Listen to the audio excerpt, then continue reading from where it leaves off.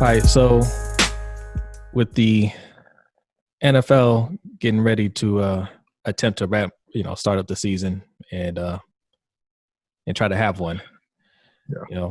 I guess we can discuss some Panthers and Ravens football. Yeah, training camps are opening back up. They're not actually practicing yet. They're still doing a lot of the COVID testing and everything.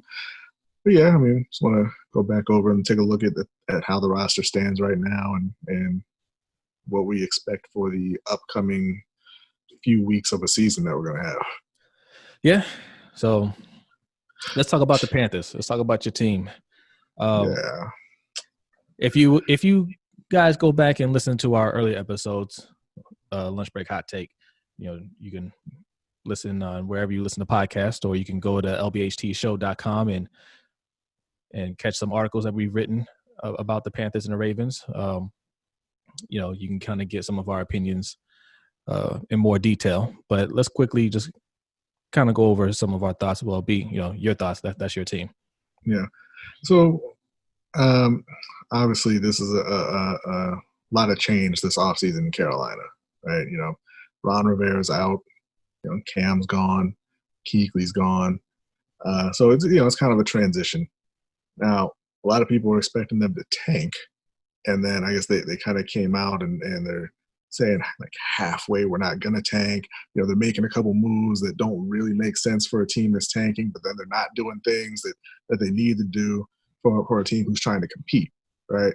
Mm. So, you look at the offense, they brought in Teddy Bridgewater, 3-year deal, $20 million a year, $21 million a year, coming off of his 5-week, 5 games in New Orleans last year when we went 5-0, filling in for Drew Brees. That's a decent signing. I'm a Teddy Bridgewater fan, and an obvious and huge upgrade over Kyle Allen and Will Grier. The problem there is going to be the O-line. They didn't do what they needed to do on the O-line. Right. They traded out Trey Turner for Russell Okung at left tackle. And that's fine. You need a left tackle, even though you just drafted one in the second round a couple of years ago, Greg Little. But okay, maybe you don't believe in him and you wanted some insurance.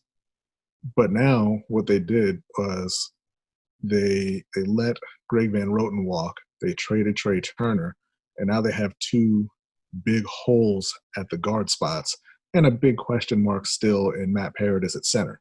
So the interior O-line, I mean, who knows how that's going to go? Right. They're solid at the tackles with Okung and Moten, assuming Okung maybe plays. Yeah. I mean, there's talk that he was considering retirement. He said that's not true. So I'm assuming it's not true at this point. Well, his agent said that he was considering all options. He said it's not true. Yeah.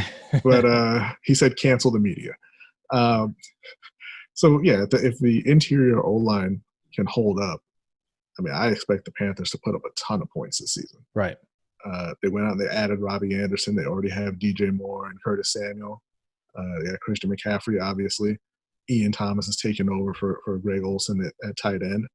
And now they have a quarterback who can get the ball to all those weapons. So, I mean, they're loaded at the skill positions on offense. Right? I mean, maybe not a ton of depth, but, the top of the roster looks really good. The problem with the Panthers defense, the other side of the ball is it's not like Retro Bowl. You're not only playing offense. You gotta get the defense too. And if you look at the defensive depth chart right now, they're missing from last season. They're missing Bruce Irvin, Mario Addison, Gerald McCoy, Dontari Poe, Luke Kuechly, Eric Reed, James Bradbury.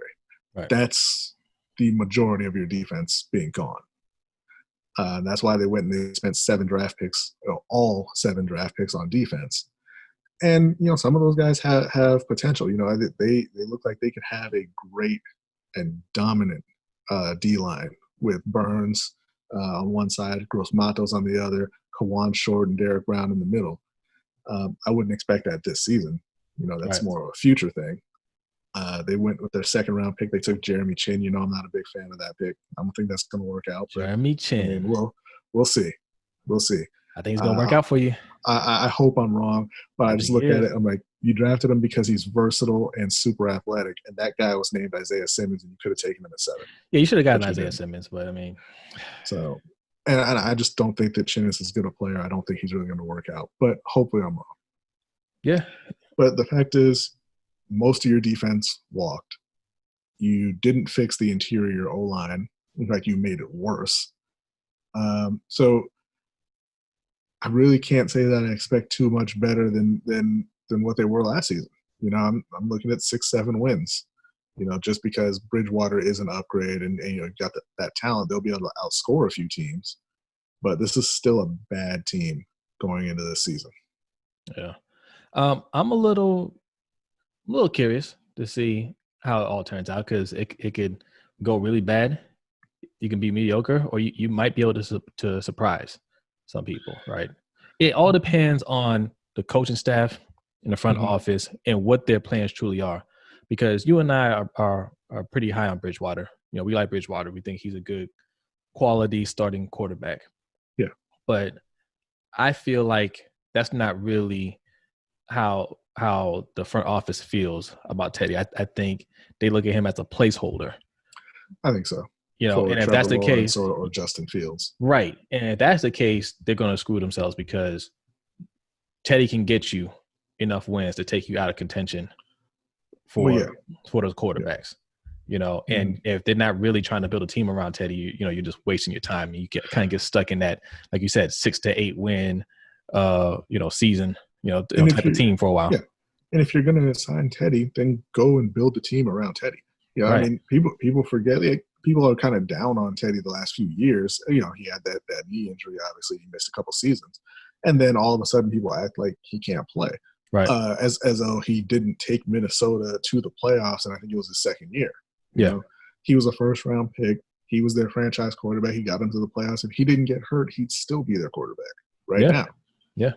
But he got set on a different path, but that doesn't mean he can't play. I bet Minnesota wishes he was still there. I bet they do.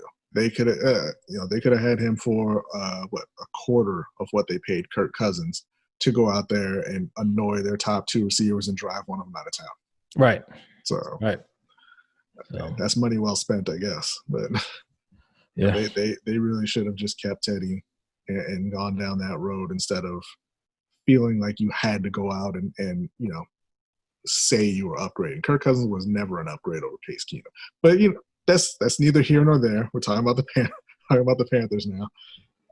Yeah. But yeah, if they had gone out there and either in free agency or early in the draft and really solidified the O line, I'd say that they were on the right path. Right. But I don't know what their plan is right now. Yeah. So we'll see about that.